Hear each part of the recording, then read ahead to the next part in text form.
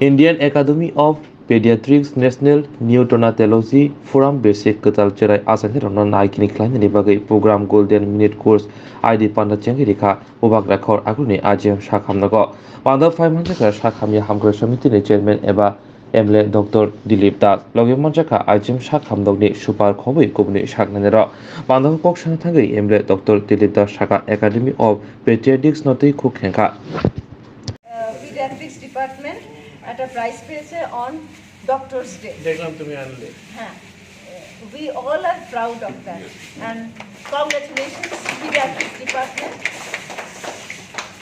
Academy of paediatrics তারা কি করছে যে নিওনেটাল জাস্ট জন্মের পরে যখন বাচ্চা একটা জন্ম নেয় তখন স্বাভাবিকভাবে যখন বাচ্চা শ্বাস নিয়ে নেয় তখন আমাদের কিছু করারই লাগে না, কিন্তু কিছু কিছু বাচ্চা যে বিভিন্ন পরিবেশে পরিস্থিতিতে তারা ডেলিভারি হয়, সেটা নর্মাল হতে পারে, সিজারিয়ান সেকশন হতে পারে।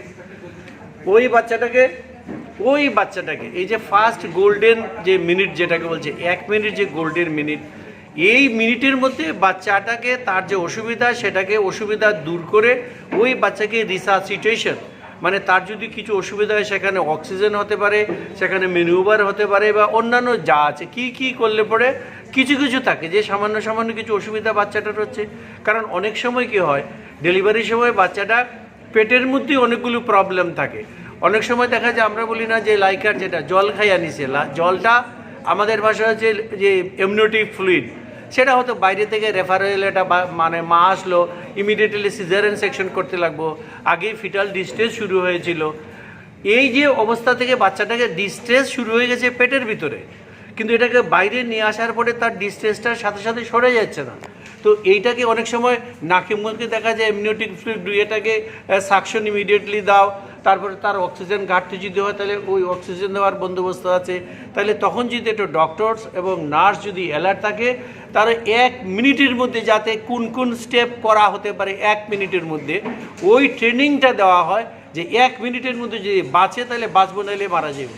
তো এইটা যদি আমাদের ট্রেনিংটা এখন আমাদের দেখলাম এখানে IGM থেকে এবং জিবি হসপিটাল থেকে ডক্টরস এবং নার্স যারা আছে তারা এগুলো যদি যুক্ত, তারপরে মেডিকেল কলেজ থেকে টিচারও এসেছে, আর ডক্টর পার্থ চক্রবর্তী সে সিনিয়র পেডিয়াট্রিশিয়ান, ওরা এগুলো অর্গানাইজ করছে।